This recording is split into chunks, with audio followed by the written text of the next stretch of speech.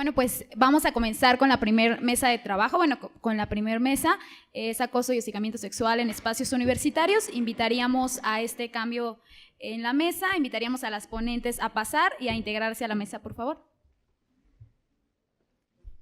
Bueno, la intención de la mesa es que se generen y se puedan visibilizar las múltiples acciones de diferentes universidades, tanto de la Unidad Azcapotzalco como del grupo institucional Cuerpos que Importan, que está en la unidad Xochimilco, como de una persona que nos acompaña de una institución del Estado de México, y bueno, pues la doctora Iris Santillán, que también es de la unidad Azcapotzalco, del Departamento de Derecho, y la doctora María García Castro, del Departamento de Sociología. Bien. Ahora sí vamos a comenzar. En la edición de la primera jornada cultural universitaria con perspectiva de género, aperturamos también el evento con una mesa sobre acoso y hostigamiento sexual. Creímos pertinente continuar este diálogo en esta segunda jornada, pues porque es un problema que, si bien se sigue visualizando, no ha desaparecido. Entonces consideramos importante seguir trayendo a la mesa esta problemática sobre el acoso y el hostigamiento sexual, pero también mostrando qué trabajo están realizando diferentes instituciones sobre este asunto. Y bueno, pues de esta manera vamos a comenzar primero con la presentación de la doctora María García Castro. Ella es jefa del Departamento de Sociología de la Universidad Autónoma Metropolitana, Unidad Azcapotzalco. Nos va a hablar sobre justamente el trabajo que tiene la universidad en la RENIES Género, que es la red de género, me parece. Entonces, voy a ceder la palabra. Hemos comenzado 20 minutos después, por lo que tenemos un poco menos de tiempo. Entonces, nada más pediré que nos acotemos de los 15 a los 20 minutos establecidos para que el tiempo pueda ser preciso. Bueno, gracias. Yo ya les saludé, entonces repito el saludo. Qué bueno que estemos aquí en torno a esta temática tan importante y tan trascendente. Y lo que yo había pensado, además de hablarles de lo que se está haciendo en la universidad y su contacto con otras universidades, era un poco pues contextualizarlo, contextualizar en un ambiente de violencia y de violencia de género al que ya aludí hace un momento, pero que es el punto de partida sobre el que yo quisiera trabajar. En primer lugar, les mostraba yo la primera plana. Ustedes saben que una primera plana implica hablar de el tema del día, que por desgracia no es solo del día, porque lo vemos todos los días en todos los diarios, pero mostrar que en el periódico de ayer, concretamente, se plantea que en América Latina existen 12 feminicidios diarios. Ustedes saben que este es un crimen tipificado como tal por ser un crimen cuya causa es la condición de género de las víctimas. Existen 12 feminicidios al día en América Latina y de ellos 7 son en México. Vivimos en un país en donde cada día 7 mujeres pierden la vida en esta lógica y en esta condición del feminicidio. Había yo pensado en una ponencia más encaminada hacia eso que se denunció, del cual voy a hablar. ¿Cuánto tiempo tengo para hablar? 20 minutos. Pero después de la lectura de esta nota periodística que voy a compartir con ustedes, me pareció que era absolutamente prioritario. La Comisión Nacional de Derechos Humanos en México dice, o habla a propósito de estos 7 feminicidios cada día, y dice, sale en la parte que habla de política en el periódico nacional. Es decir, estamos hablando de un tema de política. Es un tema de mujeres, pero es un tema de política, es decir, es un tema de distribución del poder en nuestra sociedad. Y, nos dice Dahl, la política es lo que define quién tiene qué, cómo y cuándo. Y uno de los temas que atraviesa transversalmente todos los temas de política, incluso la política universitaria, incluso la forma cotidiana en que nos relacionamos unos con otros, es la vida política, en donde la lógica de género está presente. Bueno, en esta sección de política hay una declaración de la Comisión Nacional de Derechos Humanos en México que dice 7 feminicidios cada día. Cuando los representantes de los 3 niveles de gobierno, estamos hablando de poder y estamos hablando de poder ejecutivo, legislativo y judicial, cuando los 3 niveles de gobierno reconozcan que en varias zonas del país existe un grave problema de violencia feminicida, será posible contrarrestar estos delitos. Y esto lo dice el presidente de la Comisión Nacional de los Derechos Humanos, que es Raúl González Plasencia. Estamos hablando entonces de una declaración institucional que involucra a las grandes instituciones del poder de nuestro país, que son estos 3 niveles del gobierno. Datos que proporciona la Comisión Nacional de Derechos Humanos dicen que se ha incrementado en los pasados 3 años en el territorio nacional el crimen catalogado como feminicidio y que existen en México en este momento 7 asesinatos de esta naturaleza al día. Al mismo tiempo hace un llamado para hacer las declaratorias de lo que seguramente les hablará ahora la doctora Iris, las declaratorias a la alerta de violencia de género en el país como un instrumento, como una herramienta para enfrentar y atacar esta problemática. Y lo hace no cualquier persona, lo hace el representante de la Comisión Nacional de Derechos Humanos, una instancia legal, formal, que tiene entonces, estamos hablando de política, estamos hablando del poder, que tiene capacidades de decisión y apela a las instancias de poder máximo de nuestro país, que son el Poder Ejecutivo, Legislativo y Judicial, a poner en marcha toda una serie de mecanismos para enfrentar esta tarea. Nos habla entonces de la importancia de la construcción de diagnósticos que permiten saber qué está sucediendo, cómo y por qué, y nos habla de la construcción de mecanismos y medidas a poner en marcha. Dice concretamente el representante de la Comisión Nacional de Derechos Humanos, los gobiernos locales deben ver que dicha alerta es una herramienta, es una propuesta hacia el futuro, es un instrumento para conducir la organización de la vida social, entonces, en este terreno. Se trata de impulsar políticas públicas, generar una cultura de igualdad en la sociedad y establecer acciones que permitan que los ambientes y condiciones en las entidades donde se presenta el problema sean seguros. Lamenta que en Puebla no se haya todavía constituido la alerta de género, a pesar de que hay 83 feminicidios planteados, categorizados, tipificados como tales, declarados en el estado de Puebla. Y habla también de otra cosa muy importante, la encuesta nacional sobre la dinámica de las relaciones en los hogares. Que exista esta encuesta, que se ponga en marcha una tarea de investigación tan seria, tan profunda, tan amplia como esta encuesta, y que al interior de esa encuesta se ponga el acento en la forma de relación de género, es un instrumento muy importante de construcción de información, de construcción de diagnósticos sobre los cuales puedan construirse políticas públicas bien cimentadas, bien argumentadas y bien conducidas. Los resultados de esta encuesta dicen lo siguiente. La encuesta de 2016 indican que en México casi 7 de cada 10 mujeres, estamos aquí 10 mujeres por lo menos, 7, si habláramos de que estamos en esa lógica de la representación, han sufrido violencia.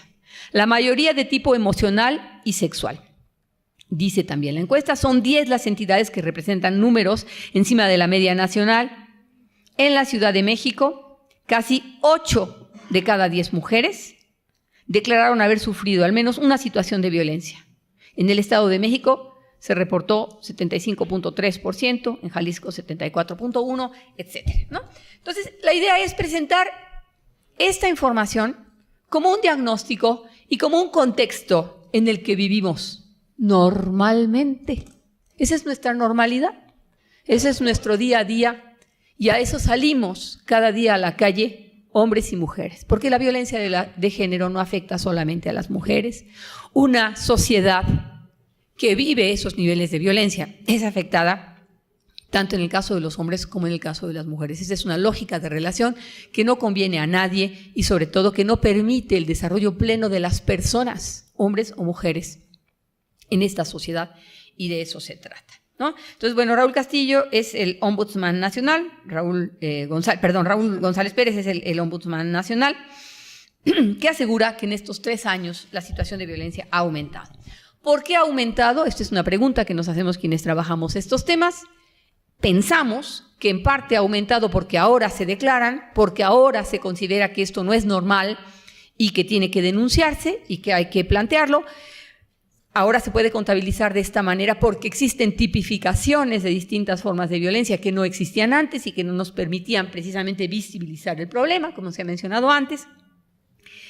En fin, el planteamiento entonces que yo quiero hacer es que el problema de género es un problema de política y es un problema de una vida política nacional e internacional que ha construido un orden social al que llamamos orden de género, que ha creado mundos divididos en dos categorías, lo masculino y lo femenino, que implican casi automáticamente una equiparación con la dominación y la subordinación, es decir, el mundo de lo dominante y el mundo de lo dominado o subordinado.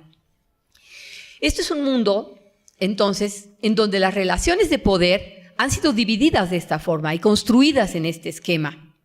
Y esas relaciones de poder establecen quién tiene qué, cómo y cuándo, como ya mencionaba antes, y establecen quién tiene la libertad de salir a medianoche y quién tiene la libertad de vestirse como quiera y quién tiene, desde luego, la capacidad de tomar las decisiones en las distintas instancias de poder en todos los ámbitos, incluso en el universitario, en todos los campos. Y les pediría a ustedes que ahora, y de bote pronto, rápidamente, vamos a 3 o 4 personas, les pediría que levantaran la mano para decirme algunos terrenos cotidianos en donde ven esta presencia. Si no hay manos, las diré yo, pero les pediría que a ustedes, ¿qué se les ocurre en lo inmediato y en lo que vives todos los días? ¿En dónde ves esto? ¿Cómo se te manifiesta? Allá atrás a la izquierda, de este lado. Compañero, ¿sí?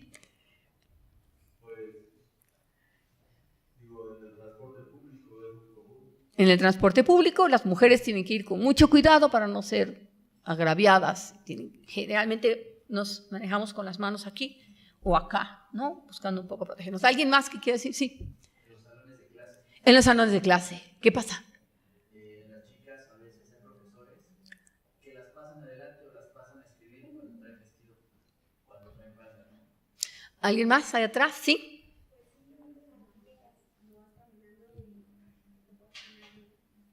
Y te mira, te escanea de determinada manera. ¿Alguien más? En el noviazgo. ¿Quién toma las decisiones? ¿A dónde vamos? ¿En qué se gasta? ¿Qué sí se hace? ¿Qué no se hace? ¿A qué hora se prende la tele? ¿Qué canal se utiliza? Etcétera, en la televisión. Bueno, entonces en todos estos campos, y yo rápidamente haré un repaso, en lo económico, lo que ganan hombres y mujeres está documentado y tenemos datos muy precisos sobre las diferencias de ingreso en los mismos puestos, diferencias de ingreso para hombres y mujeres. La razón, el género.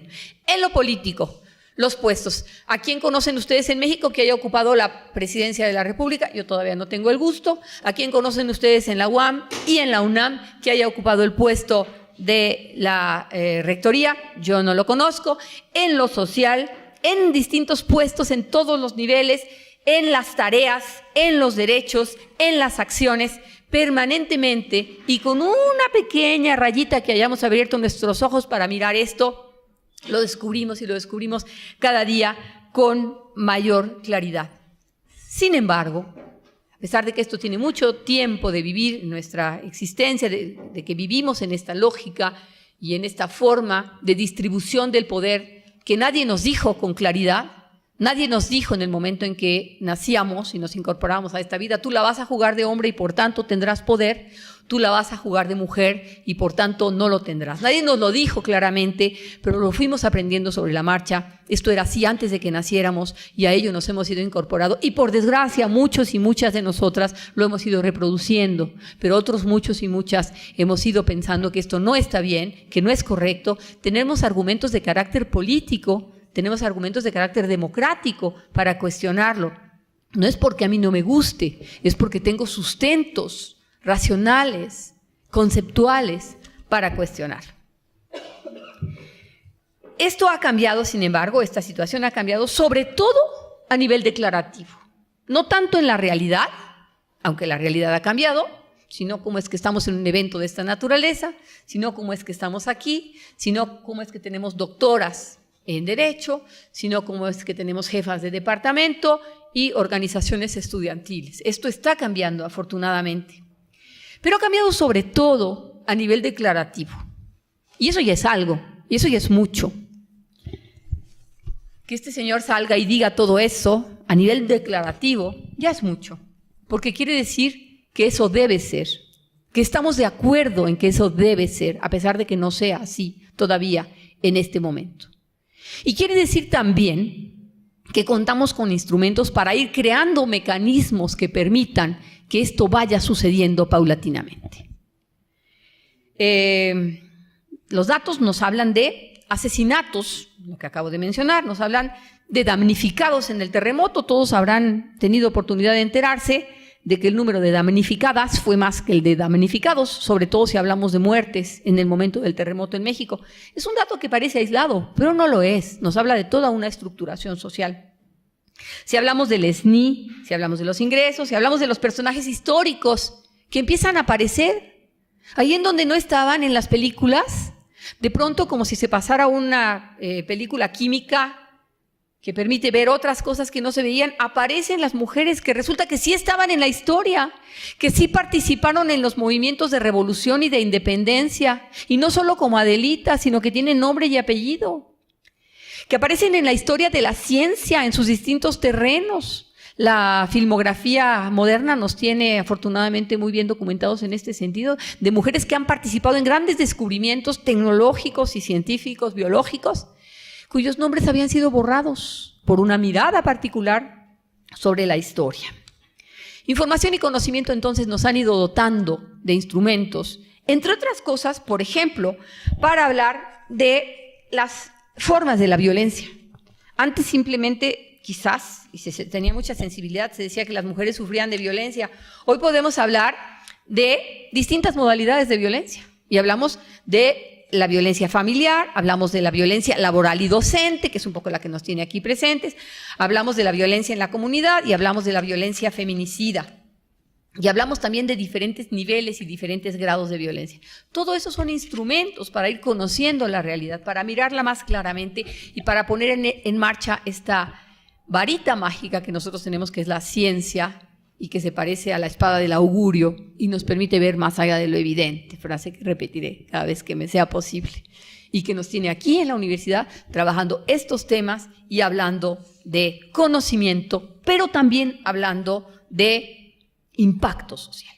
Y ahí muy rápidamente mencionaré que el impacto que nosotros estamos teniendo a través de nuestra actividad universitaria nos permite formar parte de esta red de universidades, a la que están asociadas más de 50 universidades del país, que están poniendo en marcha mecanismos para la transversalización de la igualdad de género en nuestros ambientes universitarios, y que tienen que ver con varios ejes. Quizás no los mencione todos ahora, pero tienen que ver con el lenguaje. El lenguaje no es nada más el uso de unas letras u otras al terminar unas palabras. Implica hacernos cargo de que miramos las diferencias y que las marcamos, y que cuando decimos compañeros y compañeras, sabemos que el estar aquí nos ha costado un nivel distinto de esfuerzo a los compañeros y a las compañeras. Hablamos de la legislación, porque sabemos que la legislación es una construcción social, pero que está filtrada de nuestra manera de mirar el mundo, pero también es un instrumento de transformación en el que podemos y debemos incidir. Hablamos, tercer eje, de los niveles de representación. ¿Qué tanto estamos presentes en los puestos de las tomas de las decisiones, en la representación estudiantil, en los puestos de coordinación, de jefatura, de direcciones, desde donde se toman decisiones que deben mirar esta diferencia? Hablamos, otro eje del trabajo que está poniendo en marcha esta red, de las relaciones que se materializan en la universidad, en donde tenemos que compatibilizar nuestra vida privada, en donde jugar de hombre o jugar de mujer implica cosas muy distintas, y nuestras exigencias académicas, que en principio son iguales, si acaso, para hombres y mujeres. Es decir, lo que el profesor nos pide es lo mismo, pero no se hace cargo de que para llegar a la universidad, las mujeres han tenido que vivir una vida un poco distinta que la que tienen los varones. Y esto no es culpa de los varones compañeros, es culpa de la organización social que a todos nos toca transformar. Y bueno, otro de los niveles importante a trabajar es el del presupuesto. ¿Qué dinero se dedica a este tipo de actividades y cómo lo canalizamos y cómo hacemos que tenga resultados para la transformación? Y hablamos de la construcción de información, de estadísticas, que marquen la diferencia entre hombres y mujeres, pero que se hagan cargo de lo que significan esas diferencias. Es decir, construir la información y utilizarla también es un acto político, está cargado de ello, y hacernos cargo entonces de que nuestra vida en sociedad es una vida política y es una vida en el orden de género que queremos transformar, pero que está presente, es parte de lo que nos toca a todos y a todas en nuestros diferentes niveles de acción. No quiero alargarme más, creo que ya fueron mis 20 minutos. Les agradezco a todos y a toda su atención y espero que lo que ahora escuchemos nos permita tener un diálogo de interacción sobre todos estos temas que son de vital importancia. Estamos proponiendo, y va por buen camino, que esta agenda que nosotros tenemos en RENIES sea presentada a la ANUYES, la Organización Nacional de Instituciones de Educación Superior, que a su vez la presente como agenda a los candidatos presidenciales. A esa instancia de poder que algo puede hacer, se le está presentando desde las universidades con toda la argumentación científica necesaria, con todo el acopio de conocimiento que tenemos, una serie de propuestas que tienen que ver con este tema, que es tan importante o más que la innovación científica. La innovación científica y todas las otras temáticas tienen que estar atravesadas por la propuesta de igualdad de género. Una anécdota muy rápida que quiero contarles para que ustedes entiendan la dimensión de la importancia la importancia de transversalizar el género. A lo mejor ustedes ya lo conocen. Los estudiosos del infarto en la medicina han descubierto que no hacerse cargo de la diferencia de género implicó considerar que la sintomatología que presentaban los hombres antes del infarto y que ha permitido que muchos de ellos se salven del infarto y las mujeres no, cuando tienen un preinfarto, tiene que ver con que los síntomas fueron construidos a partir de lo que les pasaba solo a ellos y resulta que funcionamos de diferente manera. Y que los síntomas de las mujeres son otros. Es un pequeño ejemplo, como muchos otros. Eso para hablar de que allí, en la medicina, y en la astronomía, y en la física, y en la química, y en la tecnología, en el desarrollo de las nuevas tecnologías, en el impacto que tienen las hormonas en los cuerpos diferenciados, tiene efectos distintos.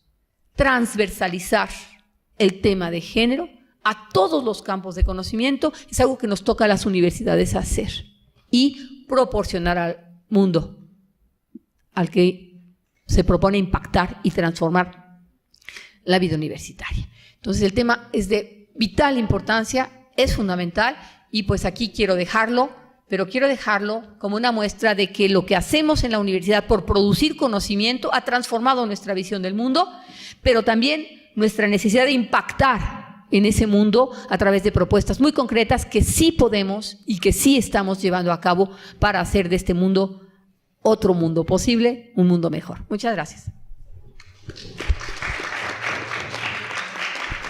Muchas gracias, doctora María. A este propósito, justamente la encuesta nacional sobre la dinámica en los hogares, de las relaciones en los hogares, apunta que el total de las mujeres encuestadas en 2016, bueno, los resultados son de 2016, 17.4 han sufrido violencia en el ámbito escolar. Toman un respaldo de la Ley General de Acceso de la Violencia de las Mujeres a una Vida Libre de Violencia para hacer sus tipos y modalidades de violencia. Y pues a este propósito, la Ciudad de México ocupa el tercer lugar en las entidades federativas con mayor violencia en el ámbito escolar. Arriba de la Ciudad de México se encuentra Querétaro y Jalisco. Los estados con menos violencia en el ámbito escolar son Chiapas, Tamaulipas y Nuevo León. Bueno, pues sin más voy a dar voz a la siguiente presentación.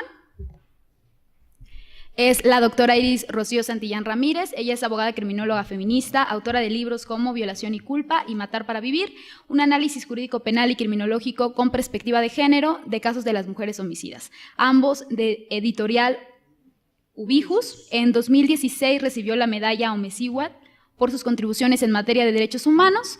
Actualmente la doctora Iris es profesora investigadora titular por oposición en la UAM Azcapotzalco, profesora de asignatura en el posgrado de Política Criminal de la FES Acatlán e investigadora nacional.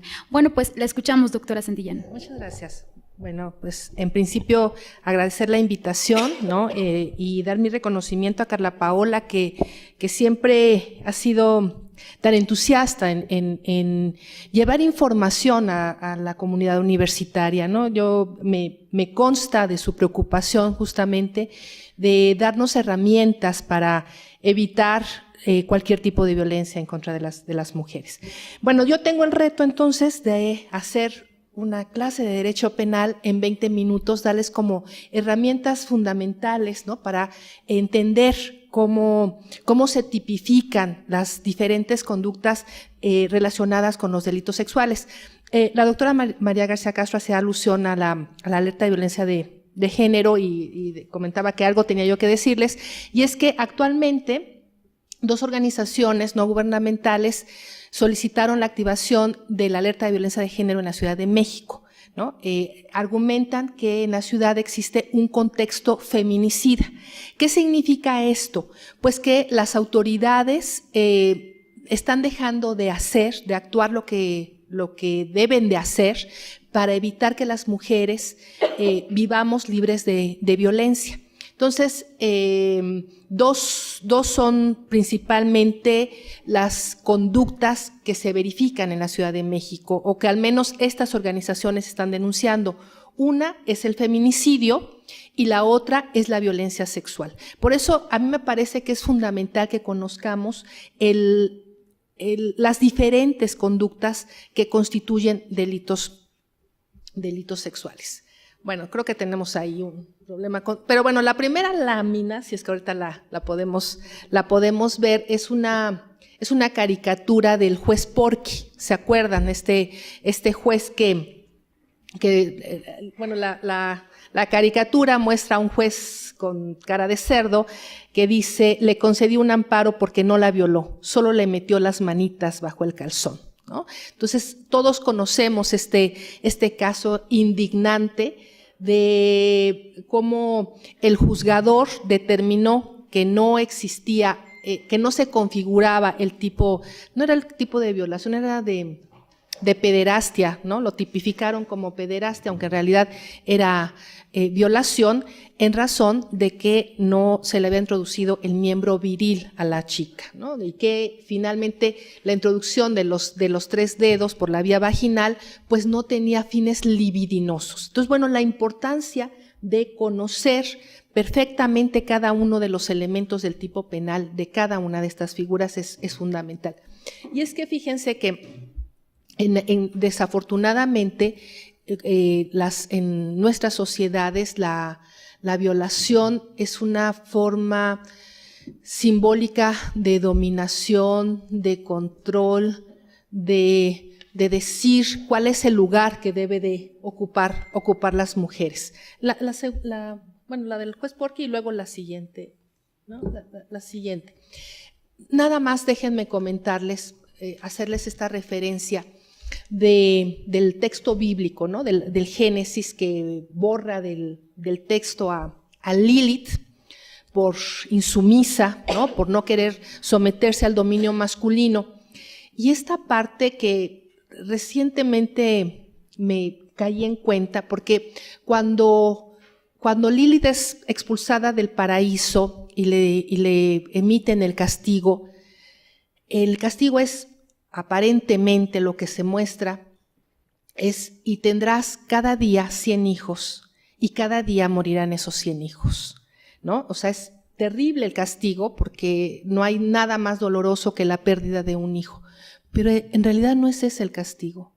El castigo es la violación, porque para tener los 100 hijos tiene que ser violada todos los días 100 veces, ¿no? Entonces, este instrumento de poder, ¿no? Simbólicamente representado en este texto judío es terrible.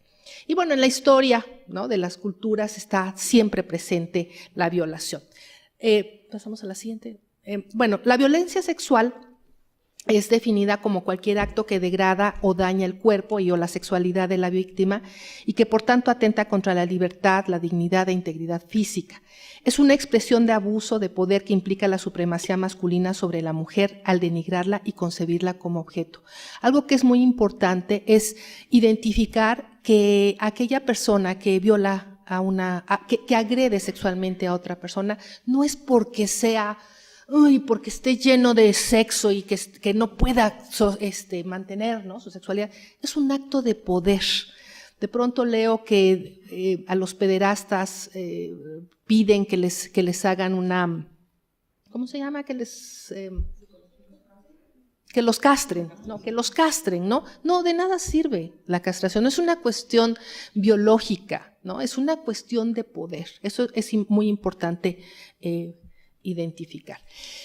Nuestros códigos penales, tenemos que saber, existen 32 códigos penales de fuero común y hay un código penal federal. Nuestro código penal del Distrito Federal y la mayoría de todos contiene esta relación de delitos de carácter sexual, el hostigamiento y acoso sexual. Nuestro Código Penal del Distrito Federal solamente contiene el acoso sexual como figura, como terminología, aunque en realidad sí prevé las dos. Ahorita lo explico muy rápidamente porque entiendo que alguien va a hablar así muy claramente de esto. El abuso sexual, el estupro, la violación, la trata de personas con fines de explotación sexual, y aquí contiene la prostitución forzada, la pornografía, exhibiciones públicas o privadas de orden sexual, el turismo sexual o cualquier otra actividad sexual remunerada y el matrimonio forzoso o servil. También está el lenocinio y el incesto. Yo les voy a hablar muy rápidamente de las 4 primeras figuras. Daban datos de la Encuesta Nacional de la Dinámica de las Relaciones en los Hogares, que se publicó recientemente este año, y es terrible, ¿no?, la información, porque el 66.1% han sufrido al menos un incidente de violencia emocional, económica, física, sexual o discriminación. Y de ese 66.1%, el 41.3% han sufrido, no es cierto, no del 66, el 41.3% de las mujeres encuestadas han sufrido algún evento de violencia sexual, o sea, es muy alto. Otro dato que es muy importante es que en esta encuesta se logra identificar a la Ciudad de México como la entidad más violenta para las mujeres. Otro dato también interesante, no es una cuestión de percepción. En este trabajo que se está haciendo en la alerta de violencia de género, se hicieron diversas entrevistas a servidores públicos preguntando qué pensaban, si se vivía o no un contexto de violencia feminicida, si se había incrementado o no la violencia.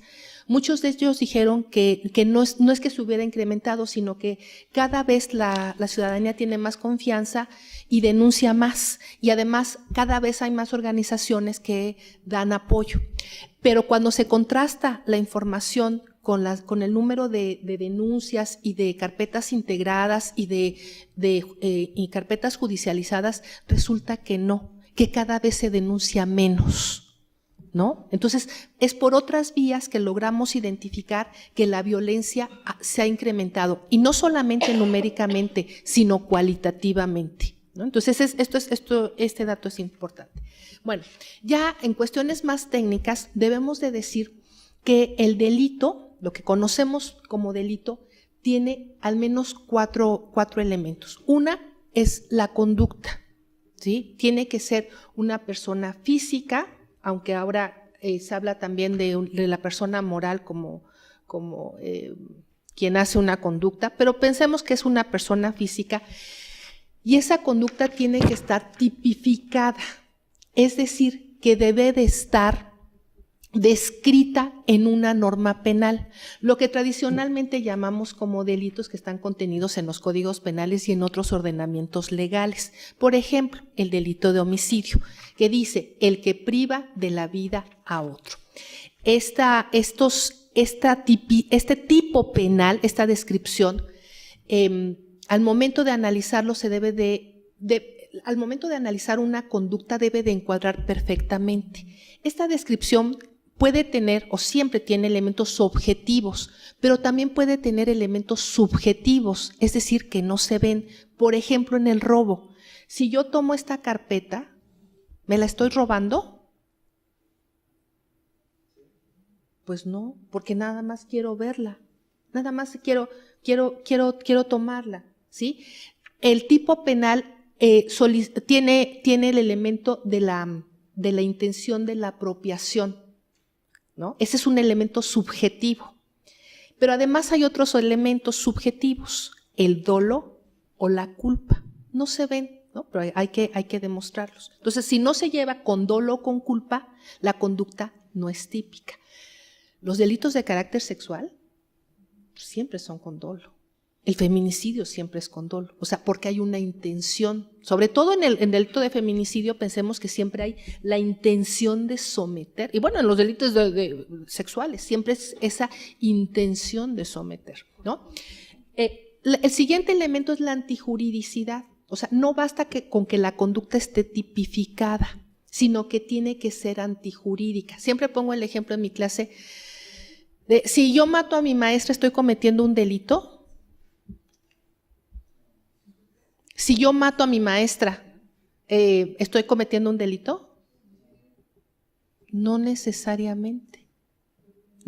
Depende. La respuesta correcta es depende, ¿sí? Porque yo efectivamente pude haberla matado y la pude haber matado con dolo, quise matarla, pero puede ser que no sea antijurídica porque hay una causa de justificación como la legítima defensa o como el estado de necesidad, ¿no? Es decir, hay figuras jurídicas que de alguna manera justifican la comisión de la conducta típica. En realidad yo maté a mi maestra porque yo estaba viendo que estaba a punto de activar una bomba, ¿no? Y que iba a acabar con la universidad. Entonces, la conducta sí es típica, pero no es antijurídica. Pero no basta con eso. Tiene que ser culpable, es decir, la persona tiene que estar sabiendo lo que está haciendo, ¿sí? Porque puede ser que sea un inimputable, puede ser que no comprenda su actuación, o puede ser que su ámbito de autodeterminación sea tan limitado que no haya tenido opción de actuar de otra manera, ¿sí? Hay casos tan extremos que no tiene otra opción. Es que ahorita se me vino a la mente en esta actividad de la alerta de violencia, me tocó entrevistar a una agente del Ministerio Público de delitos sexuales y le pregunté, oiga, ¿qué sucede si una persona que está siendo violentada sexualmente puede defenderse y lo mata?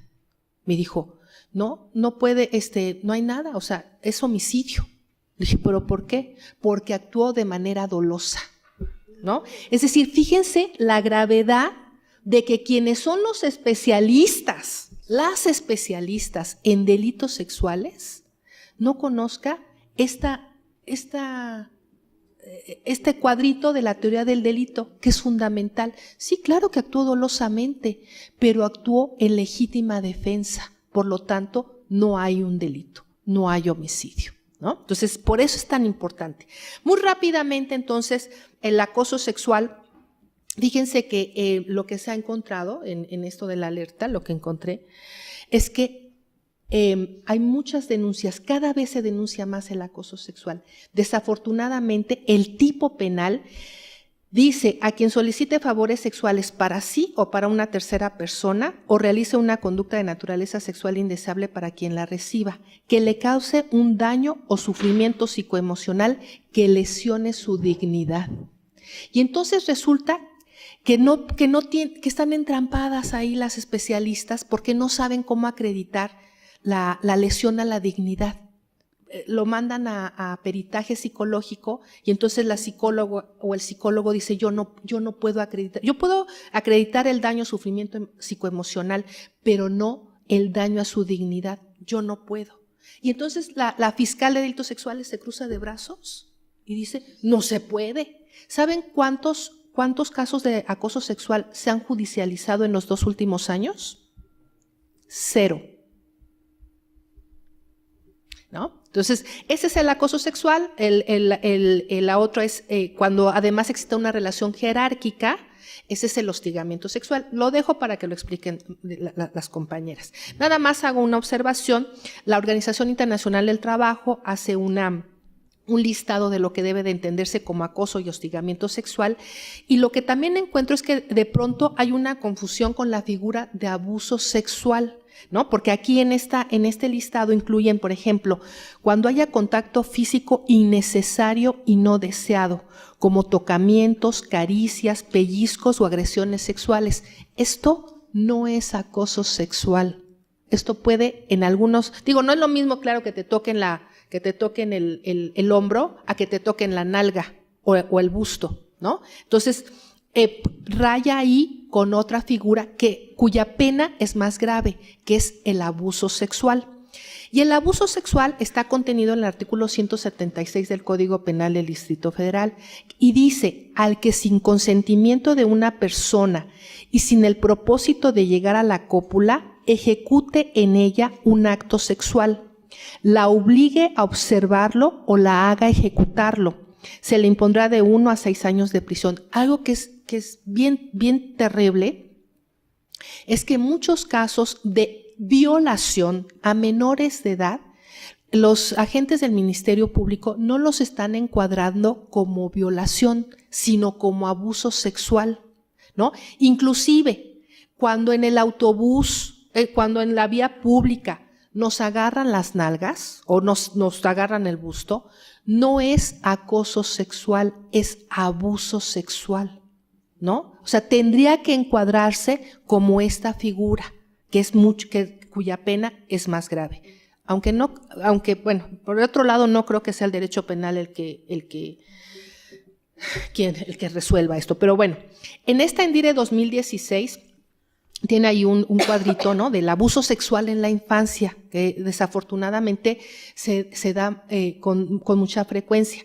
El 9.4% de las mujeres de 15 años y más sufrieron abuso sexual durante la infancia. Ojo, porque por eso es tan importante los estudios de masculinidad.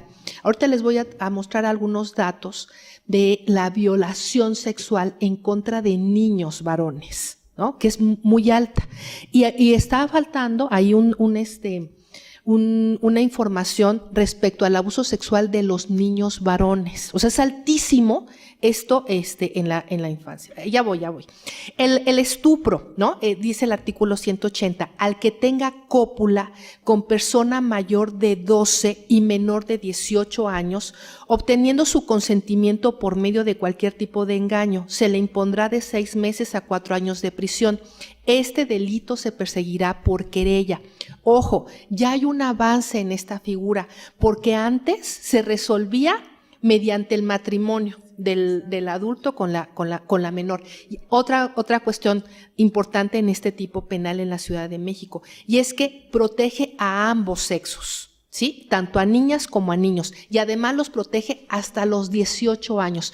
Algunos otros códigos penales solamente protege a las niñas, algunos protege hasta los 16 años o hasta los 14 años. Entonces, con base en los instrumentos internacionales, niño es aquel que es niño, niña es aquel que es menor de 18 años. Y además ya no se puede resolver a través de la violación. Por último, la violación es a través del matrimonio, perdón. Por último, la violación es muy importante. La violación puede puede manifestarse de diferentes maneras. El artículo 174 del Código Penal del Distrito Federal identifica en su primer párrafo lo que se conoce como violación propia, y es al que por medio de la violencia física o moral realice cópula con persona de cualquier sexo, ¿no?, y se le impondrá prisión de 6 a 17 años de prisión. Se entiende por cópula la introducción del pene en el cuerpo humano por vía vaginal anal o bucal. Aquí se quedó Perelló, ¿se acuerdan? Aquel académico universitario, ¿no? Se quedó con esto. Por fortuna, a partir de los años 90 se identificaron otras formas de violación. Una de ellas es lo que se conoce como violación impropia. Esta violación es la siguiente, dice el tipo penal. Se sancionará con la misma pena antes señalada al que introduzca por vía vaginal o anal cualquier elemento, instrumento o cualquier parte del cuerpo humano distinto al pene por medio de la violencia física o moral, ¿no? Entonces, la introducción de un dedo, de un objeto distinto al miembro viril, si es por medio de la violencia física o moral, es violación. Pero puede ser que la persona no dio el consentimiento. ¿Y por qué no lo dio? Porque estaba o completamente ebria y no podía dar el consentimiento, o estaba dormida, o estaba en una situación que no le permitía decir no, ¿no? Entonces, se aprovechó el agresor o agresora, en su caso, se aprovechó. O puede ser que sea un niño o una niña, ¿no? Que el papá, el tío, el padrastro le dice, así juegan los papás y los papás con los niños, ¿no? O le dan un dulce a cambio. Bueno, pues esto se llama violación equiparada. Y este es el dato que yo quería hacer notar, ¿no? En la violación equiparada, de acuerdo a datos de un diagnóstico que hizo víctimas, atención a víctimas, ahorita les digo cómo se llama, la CEAP, la CEAP, Centro de Atención a Víctimas. Fíjense, el 57% de víctimas de violación equiparada, es decir, sobre todo de chicos que fueron violentados, eran hombres, ¿no? Y el 44% mujeres. O sea, es altísimo esa estadística. Pasamos a la siguiente. Y nada más ya por último, el 59% de quienes llevan a cabo las violaciones o quienes han sido victimarios de violación son personas conocidas, ¿no? Entonces es gravísimo este dato. Pasamos a la siguiente. Además hay algunas agravantes, ¿no? O sea, los tipos penales puede ser que contengan ciertos elementos, como por ejemplo que medie violencia física o moral, ¿no? En el caso de violación equiparada, que haya intervenido dos o más personas, en fin, hay una serie de circunstancias que pueden agravar la pena. Otro dato muy importante, y con esto termino, es que en la mayoría de las entidades federativas, los códigos penales contienen reglas especiales para la prescripción de estos delitos. En la Ciudad de México, los términos para la prescripción empiezan a correr a partir de que, en el caso de menores de edad, a partir de que el menor víctima de delito sexual cumpla 18 años, ¿no? Esto es fundamental. Y con eso termino. Muchas gracias. Le agradezco la participación y bueno, pues creo que está sobre la mesa este instrumento tan importante de medición que es la Encuesta Nacional de la Dinámica en los Hogares. Está en línea, se encuentra disponible, es la edición 2016, es material que nosotros podemos consultar. Y bueno, a este propósito, en la encuesta de 2016 se incluyeron nuevas variables que permiten visualizar formas de violencia que vivimos las mujeres, entre ellas el abuso sexual. 9.4% de las mujeres encuestadas refieren haber sufrido algún tipo de abuso sexual con violencia. Los agresores que refieren las víctimas son principalmente tías o tíos, que representan un 20.1% de las personas agresoras, es decir, los principales agresores se encuentran en el ámbito familiar, según esta encuesta. Después, algún familiar, vecino o conocido, ocupa un 16%, y en el tercer lugar, las primas o los primos ocupan un 15.3%. Desafortunadamente, todos en el ámbito familiar. Bien, ahora voy a dar la voz a el grupo institucional Cuerpos que Importan, que nos acompaña en esta ocasión. Nos acompaña la doctora Verónica Rodríguez Cabrera. Ella es doctora en Sociología y Antropología del Desarrollo Rural.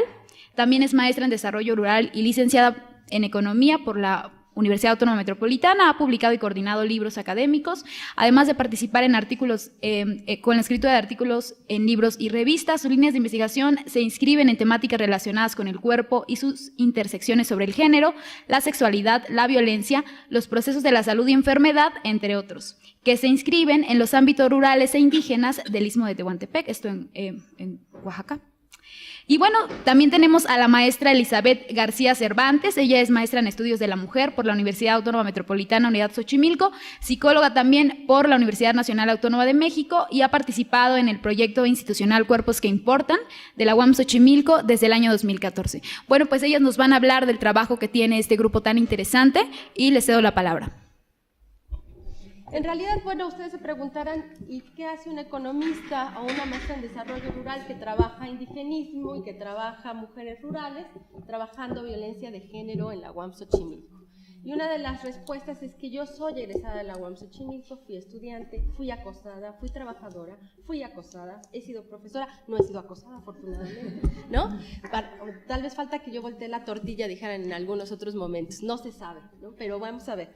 Nuestra propuesta, nosotros vamos a hablar desde la experiencia del grupo Cuerpos que Importan.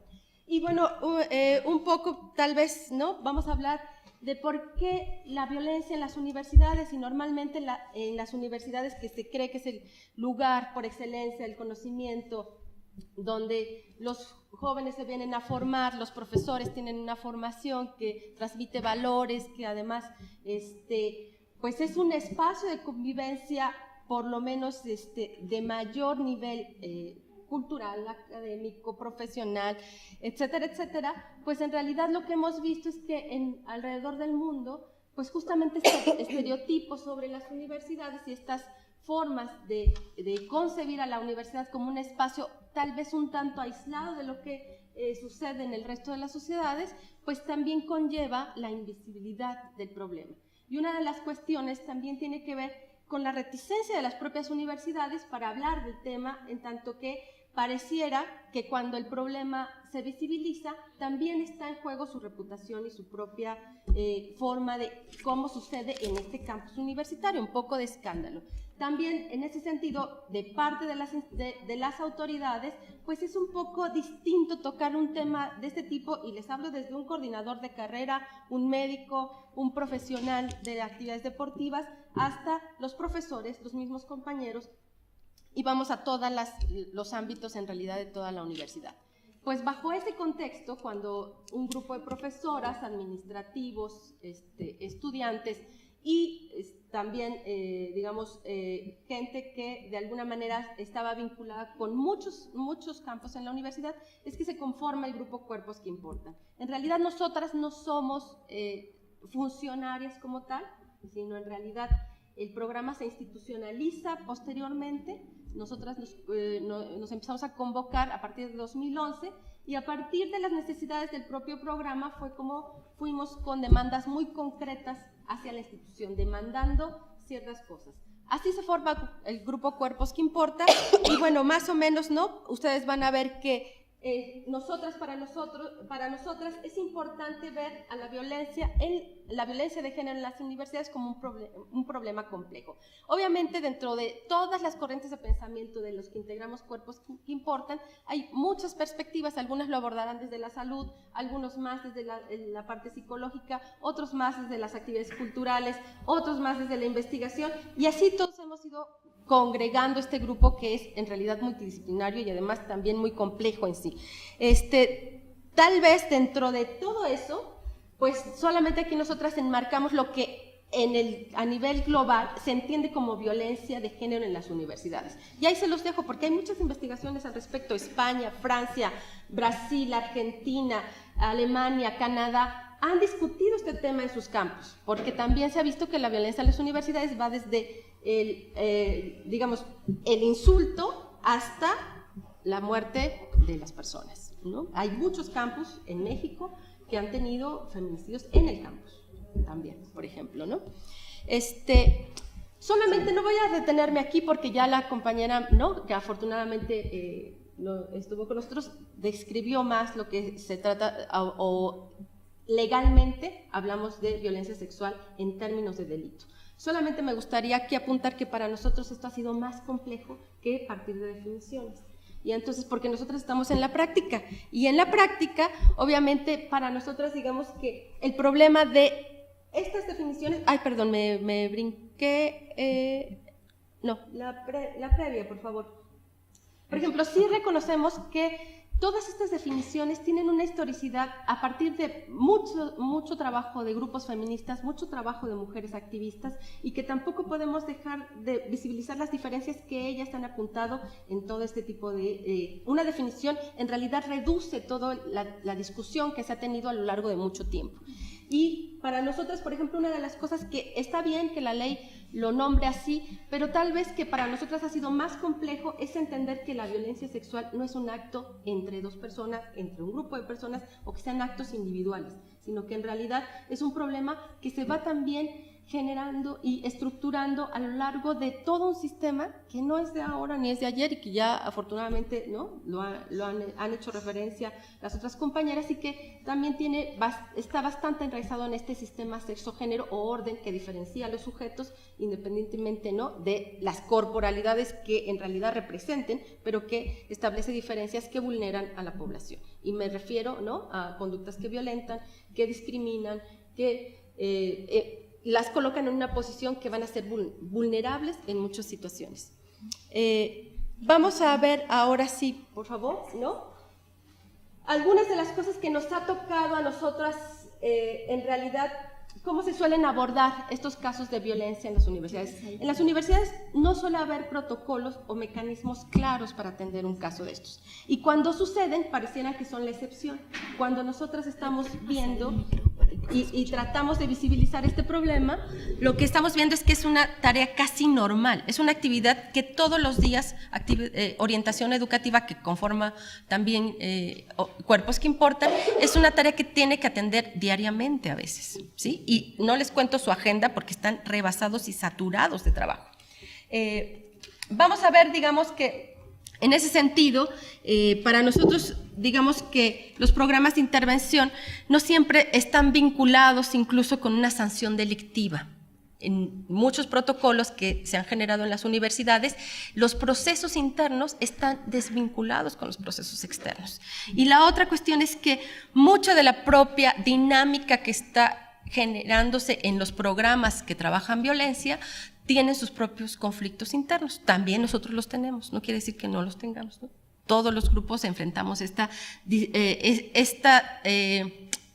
¿qué les voy a decir? Como esta coyuntura en donde tenemos que lidiar tanto con la forma en la que tenemos que trabajar y operativizar un programa, que además fue creado a partir de los profesores académicos, que tenemos otro tipo de plazas y que tenemos otro tipo de actividades, pero que estamos ahí comprometidos por un fin específico. Entonces, desde obtener financiamientos, formas de trabajo, desde la cuestión de cómo todos nosotros tenemos que manejar un lenguaje común o una perspectiva común para poder abordar de forma integral el problema y de alguna manera conectarnos, vincularnos, la vinculación interinstitucional, el seguimiento de los casos, en fin, hay una serie de situaciones que nos van haciendo que un problema que parecíamos, ¿no?, tal vez un poco utópicamente, con la intención con la que todos conformamos este grupo, es llegar a la sanción y decir, sí, nosotros queremos que se castigue la conducta delictiva. Sí, pero llegar a la sanción ha sido todo un proceso que nos ha llevado pues más de ya 5 años, ¿no?, prácticamente, y no hemos llegado. Bueno, no sé si Eli quieres comentar un poco de esto, que es más... Ya, del programa. Del programa. Ya un poco adentrándonos a lo que hacemos, bueno, les platicamos que es un grupo interdisciplinario, ¿no? Trabajamos diversas áreas, diversos departamentos, es más, entre las divisiones en algunos momentos han participado las 3, ¿no? En algunos momentos más sociales, bueno, ahí es un poco como de igual de chamba, ¿no? Que a veces por exceso de trabajo ya no pueden participar más. Y bueno, otra de las cosas del programa es que busca integrar a los diferentes miembros de la universidad. Siempre hemos estado en esta búsqueda, en esta sensibilización hacia los demás, de que se involucren, participen, propongan nuevas cosas, ¿no? En unas áreas de capacitación también estamos ahí como siempre diciendo es que necesitan capacitación, todos necesitamos capacitación y demás. Y, por ejemplo, actualmente se lleva un taller en la parte de autocuidado con chicos de las 3 divisiones, alumnas y alumnos, donde la intención es que se capaciten en el tema, se vuelvan sensibles, pero también cómo cuidar, ¿no? Al momento de que uno empieza a trabajar el tema de violencia de género, de repente es fuerte por las experiencias previas y demás. Entonces, esta parte era muy importante para nosotros. Otra de las cosas, y a la que nos hemos enfrentado, sobre todo en el espacio físico donde se encuentran cuerpos, es cómo le hacemos para no revictimizar. Cuando nos llega una persona y nos dice que ha sufrido algún tipo de violencia, ¿cómo le hacemos para que este proceso que está iniciando, cuando se acerca, en este caso conmigo, ¿no?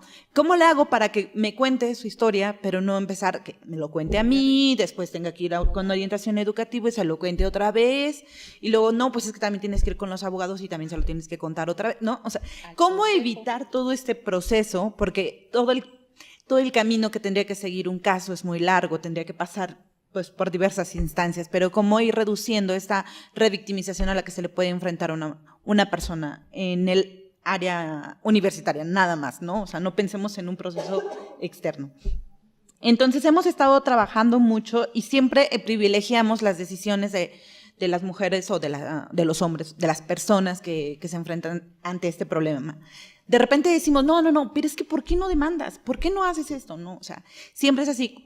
Vamos a informar los procesos que se puedan seguir, los caminos indicados, pero no podemos obligar a nadie. A nadie se puede obligar, siempre respetamos la decisión que se tome, siempre con la información dada, ¿no? Otra de las cosas que también cuidamos es el anonimato. Además, tenemos una forma en la que cada rato nos piden información y nos dan información de datos con nombres, con registro, con no sé qué, y siempre lo negamos. No podemos dar datos, o sea, siempre tenemos que estar cuidando a las personas que deciden declarar, porque aquí justo se cruzaba con otro tema de las compañeras, o sea, no siempre se declara, y cuando se declara tenemos que tomar ciertas medidas, porque no podemos poner en peligro a las personas. Promoción de una cultura de género entre la comunidad universitaria. Hacemos diversas acciones que también hacemos que favorezcan como esta perspectiva de género, esta equidad y demás. Entonces siempre estamos ahí, como, sobre todo con los de primer ingreso. Hemos trabajado mucho con los de primer ingreso para que vayan como teniendo esta visión un poco más abierta, digamos, ¿no? Ante las nuevas experiencias en el espacio universitario. Encaminar la tolerancia cero ante casos de violencia de género en la universidad es como una de nuestras metas, ¿no? Siempre hemos estado trabajando en esto. Situaciones de violencia sexual en la UAM Xochimilco.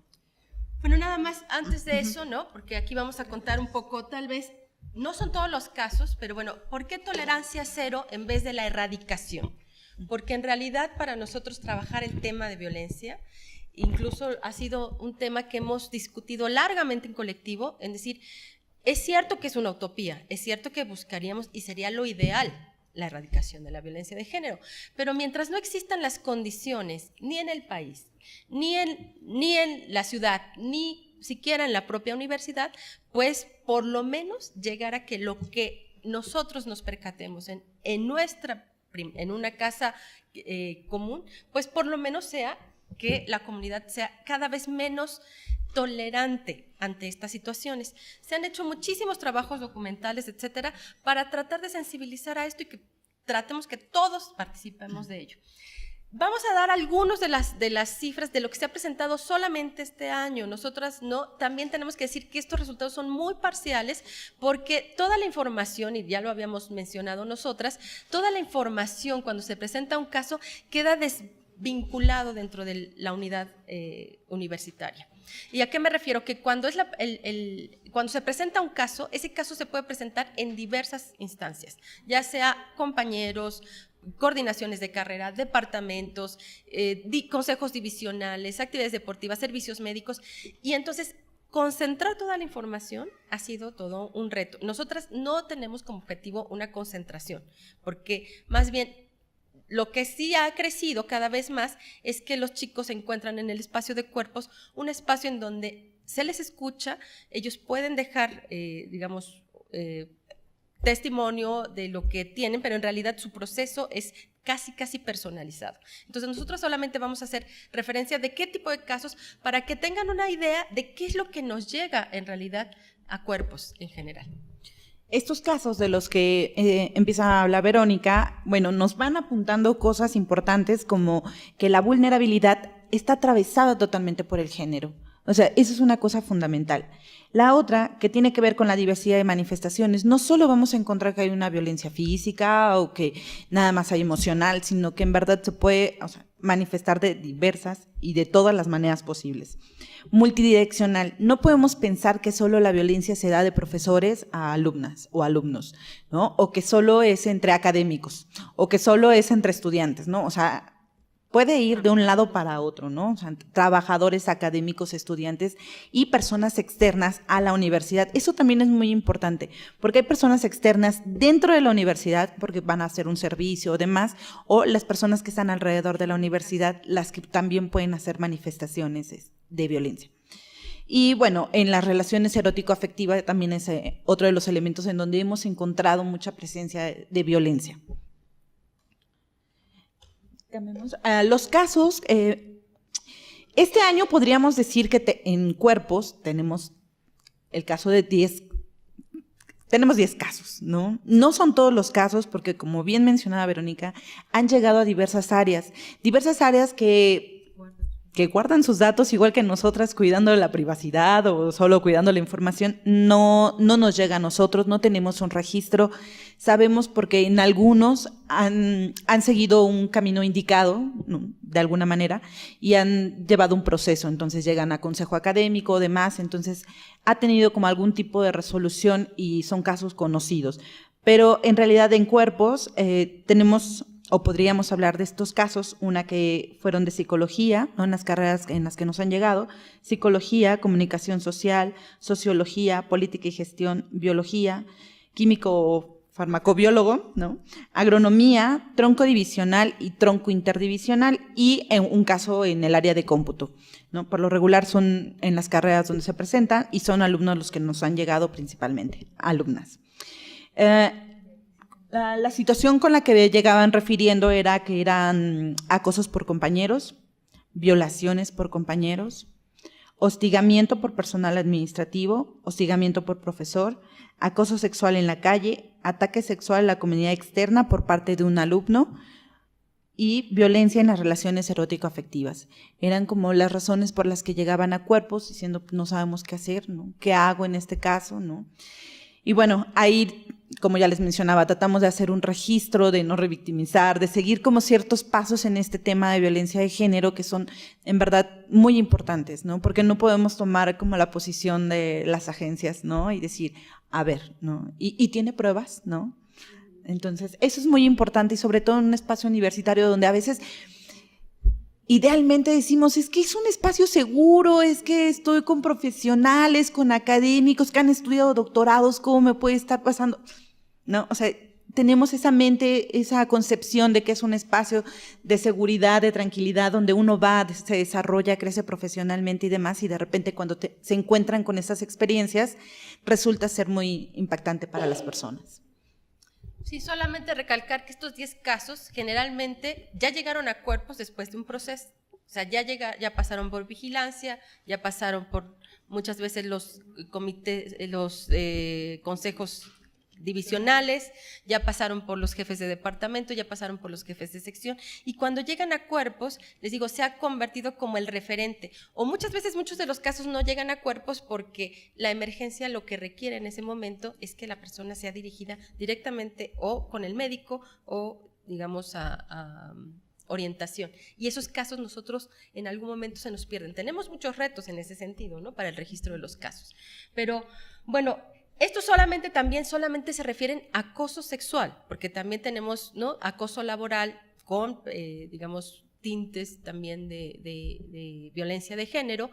Tenemos también hostigamiento entre pares, pero tampoco los registramos en esta estadística. Por lo menos estos son los que han llegado regularmente a nuestro grupo. ¿Sí? Tenemos, digamos, la última que podríamos decir, ¿no?, que para nosotros es todavía un gran reto para toda la unidad, cómo registrar estos casos y tener un poco más de acompañamiento a todas las personas que sufren violencia o acoso sexual. Y entonces, nosotros tenemos todavía, ¿no? En realidad, por ejemplo, todas estas cifras de las que nos habla Eli, es porque además estamos obligadas por la ley de transparencia a dar, fíjense, ¿no? Es que son las contradicciones, a dar, nos han pedido los expedientes, los archivos, y de cierta manera también para nosotros es bueno que el caso no lo llevemos registrado en cierta parte, porque tendríamos que estar obligadas a dar el expediente en algún momento.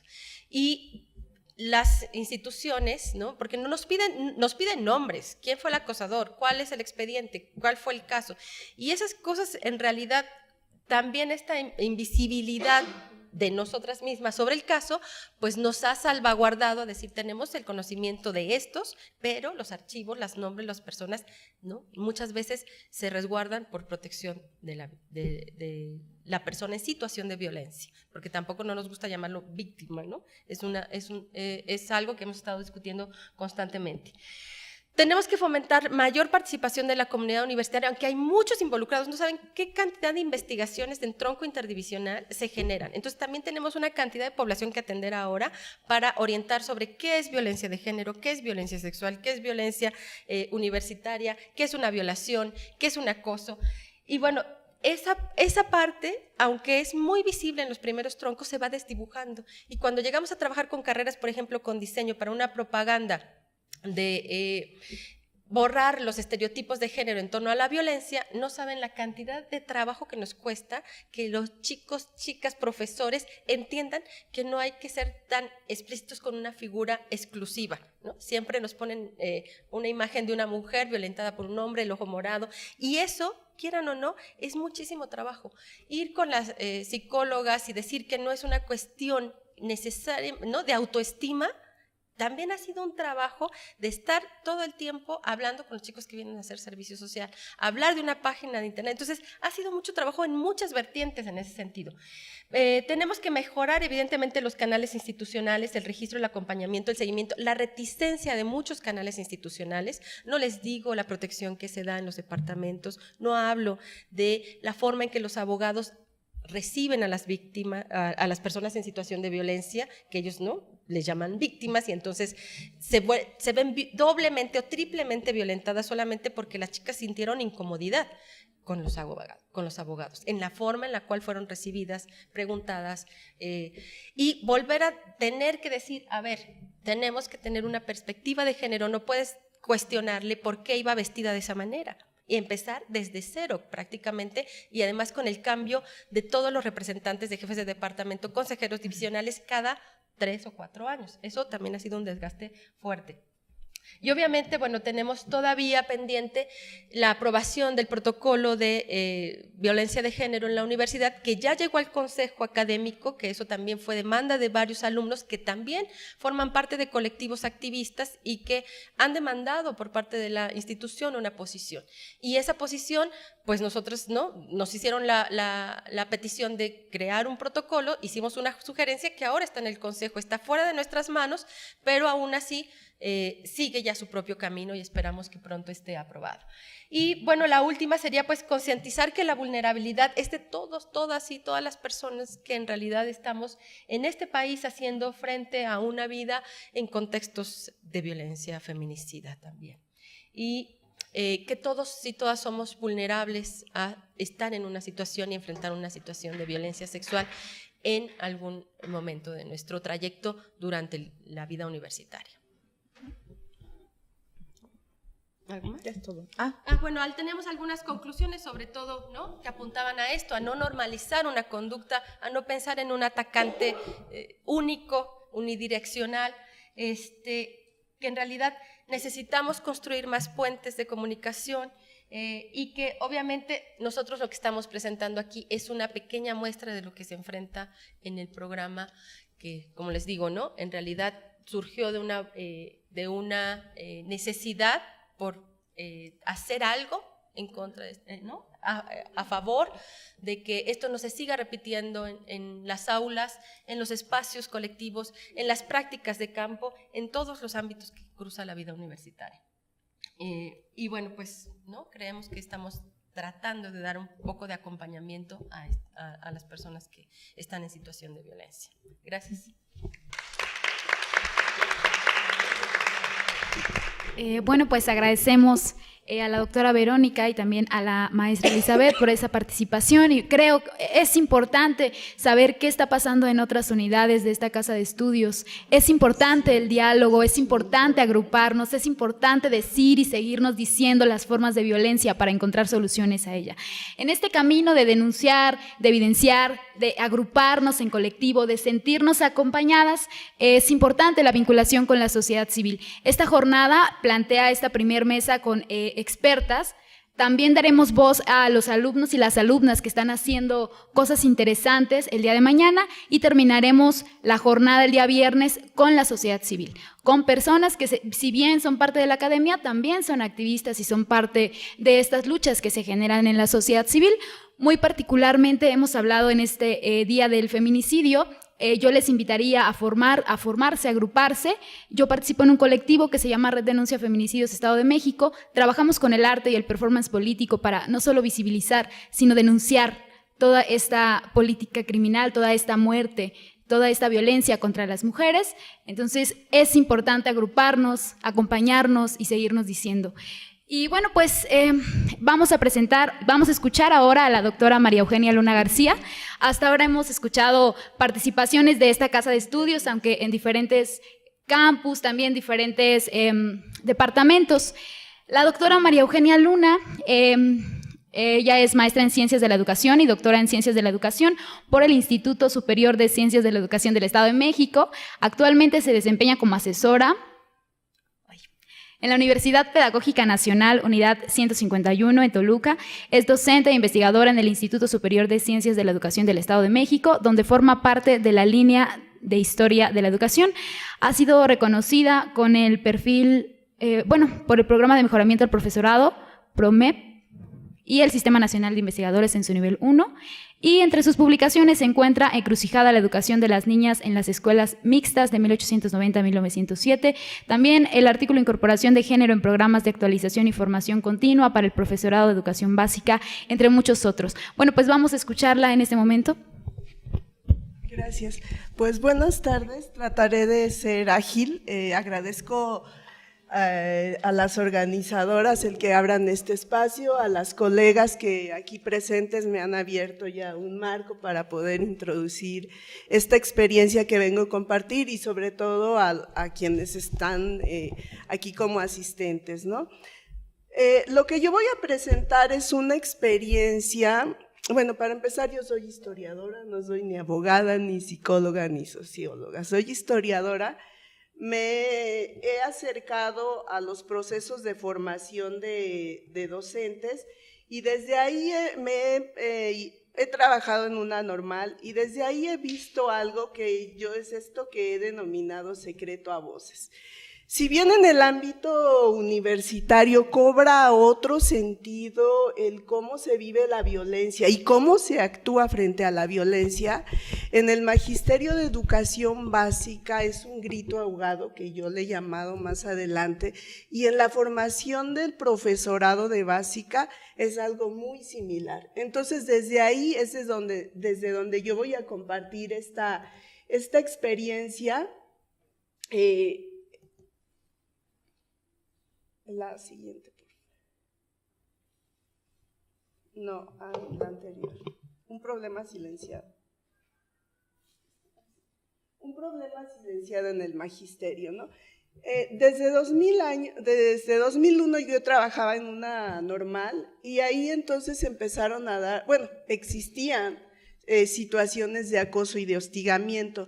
Sin embargo, era ese secreto a voces porque todos sabían quiénes eran los profesores, porque es muy claro ahí, como son instituciones predominantemente femeninas. En el caso de la unidad 151, que es donde yo trabajo ahorita, la matrícula es de 500 estudiantes entre licenciatura, especialidad y maestría, y 159 estudiantes. Entonces es muy clara una proporción femenina, pero es también muy identificada esta práctica de docentes hacia las estudiantes, ¿no? Aquí los acosadores, los hostigadores sí tienen ciertos perfiles que pueden ser ya dibujados, esbozados, pero no hay, o sea, la verdad es que nadie quiere un problema gratis. ¿Por qué? Porque muchos de estos compañeros están, lo voy a decir como lo he visto, están arropados por la estructura sindical. Y eso es algo realmente muy perverso para las estudiantes, para las administrativas y sobre todo para las colegas, ¿no? De esta primera experiencia, lo único que resultó en esa escuela fue una denuncia en el Ministerio Público, donde lo sentaron a hacer como un acuerdo de conciliación. No pasó nada. En 2001, aquí si me equivoco la abogada me corrige, en 2001 en el Estado de México, en el Código Civil, es cuando aparece por primera vez la figura de hostigamiento y acoso. Sin embargo, pues yo creo que las cifras que hay tienen todavía cifras oscuras de todo lo que no se denuncia. Ahora, ¿qué pasa cuando empiezo a laborar en la unidad UPN 151? Aquí debo de decir que UPN Ajusco está regida bajo una lógica que ha sido distinta respecto a las sedes en las entidades, ¿no? Por el problema primero de la desconcentración y después de descentralización. El antecedente de cómo surge el tema de género en la unidad 151 es el diplomado Género y Educación. Este diplomado duró 10 años formando al profesorado en este tema. Era para mí, bueno, fui pionera de ese equipo y junto con un colega, Irán Arellano, fue algo que si bien en Valle de México, Estado de México, se tiene otra lógica, Valle de Toluca es algo completamente distinto. Debo decir que en esos 10 años el diplomado formó a más de 100 profesoras y profesores de los diferentes niveles y se fue haciendo como extensivo, incluso antes de que se incorporara el tema de equidad de género en la currícula de educación básica, ¿no? Este diplomado tristemente se vio alterado por la reforma integral a la educación básica, porque hoy toda la capacitación está centrada en los procesos de evaluación y esta temática pues no es una temática prioritaria, no tiene que ver con los procesos de evaluación y por lo tanto se suspenden las autorizaciones de formar en esta materia, lo cual me parece sumamente grave. En esta unidad y como parte del diplomado surgió un tema que inquietaba a los estudiantes, que era precisamente la violencia en las relaciones de pareja. Y en el marco del 25N se empezó a desarrollar un taller sobre esta temática.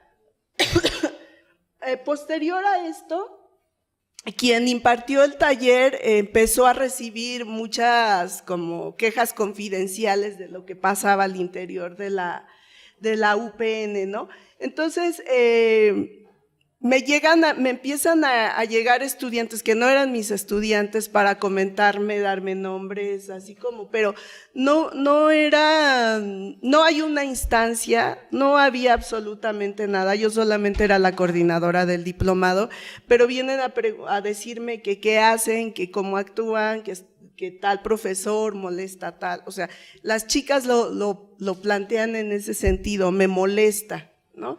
Entonces, ante esta situación, pues son silentes las chicas porque saben que no va a pasar nada, porque saben que no hay un precedente que las pueda arropar, porque no saben incluso a quién dirigirse, ¿no?